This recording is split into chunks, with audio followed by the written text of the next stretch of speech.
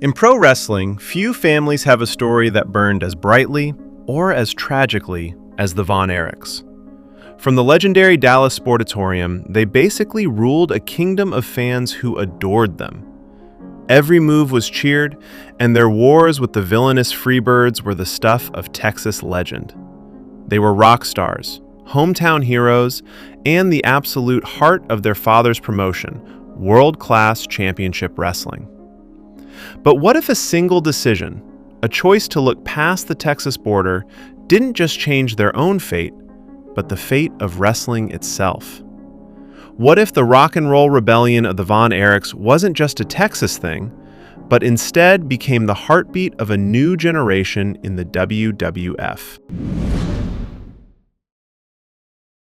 To really get why this would be such a big deal, you have to picture the wrestling world of the early 1980s.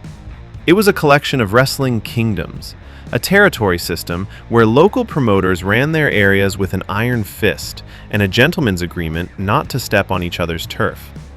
And in the sprawling territory of Texas, there was one royal family, the Von Erichs. Led by their patriarch Fritz, his sons Kevin, David, Kerry, Mike, and Chris were more than just wrestlers. They were gods. World-class Championship Wrestling, or WCCW, was built entirely in their image.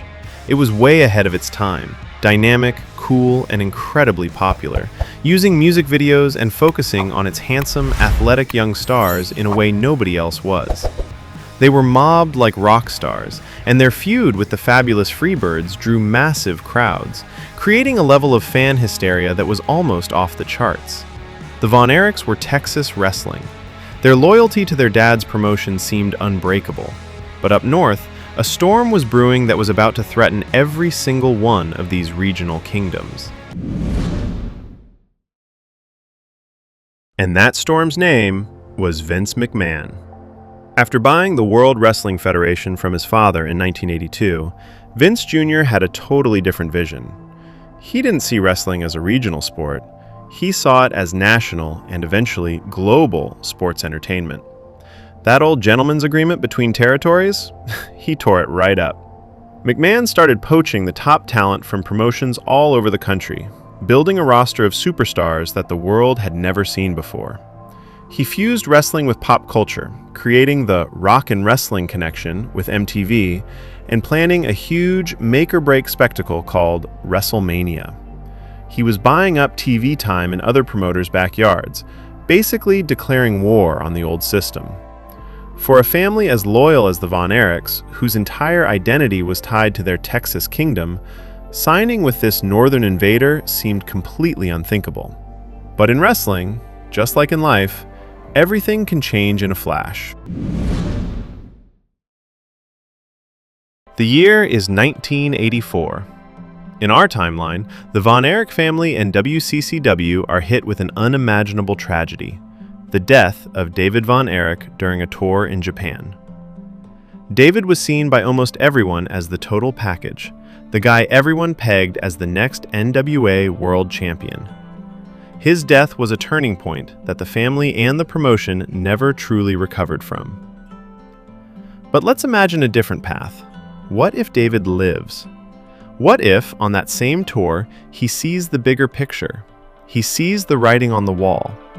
He realizes that Vince McMahon's national expansion isn't just a trend, it's the future. He comes back to Texas not just as a hero, but as a visionary. He sits his father and brothers down and makes his case. Defending Texas isn't enough anymore. The old way is dying. To truly secure the Von Erich legacy, they can't wait for Vince to come to them. They have to go to him. It's a massive decision, a betrayal of the territory system that made them, but they decide to do it together. The Von Erich brothers give their notice and pack their bags for the World Wrestling Federation. The arrival of the Von Erichs in the WWF wouldn't just be another signing. It would be a cultural earthquake. Vince McMahon would have snagged not just a few wrestlers, but the single biggest babyface act in the entire southern United States. They'd be immediately booked as exactly what they are, conquering heroes from a rival kingdom. Kevin, David, and Kerry would arrive as a unit, their brotherly bond and rock star charisma becoming an instant sensation on a national stage. Their impact on the roster would be immediate and destructive. The WWF Tag Team division, already on fire with teams like the Hart Foundation and the British Bulldogs, would now have to deal with the perfect chemistry of Kevin and David. The Intercontinental Championship, the workhorse title, would become the prime target for the modern-day warrior Kerry Von Erich, setting up dream matches against guys like Greg the Hammer Valentine or Macho Man Randy Savage.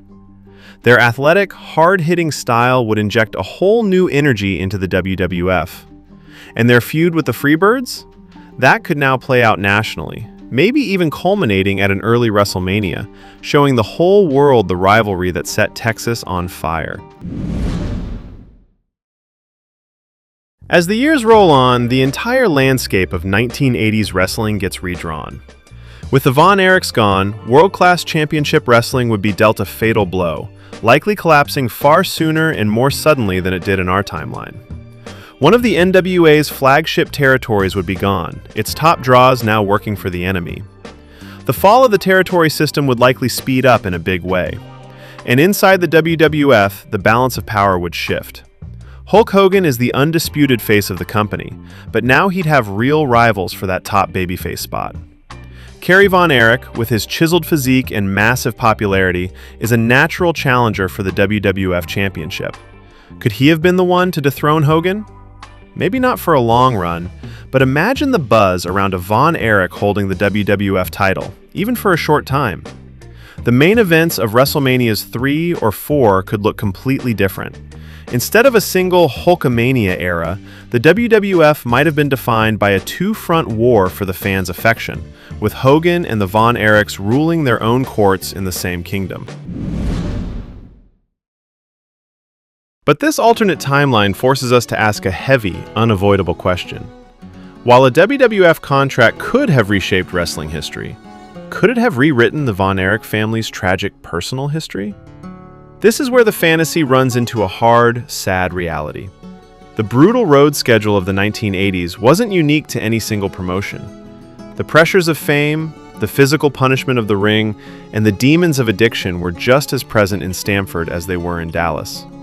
We know that Kerry Von Erich did eventually join the WWF in 1990 as the Texas Tornado. His run started strong with an Intercontinental Championship win, but it was ultimately overshadowed by his personal struggles, especially his addiction to painkillers after a motorcycle accident that cost him his foot, a secret he hid from almost everyone.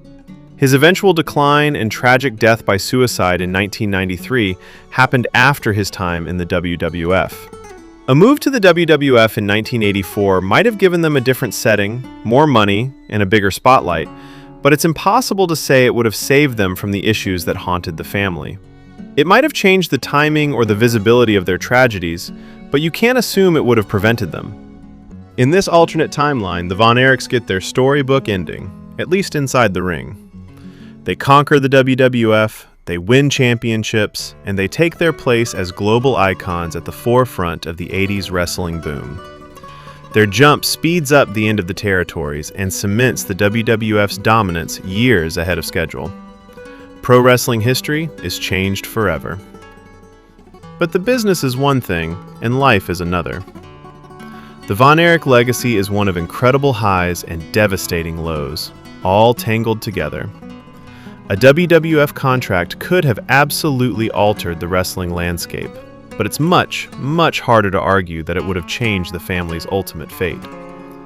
Trading their Texas kingdom for the entire world might have just given them a bigger stage for an even greater glory.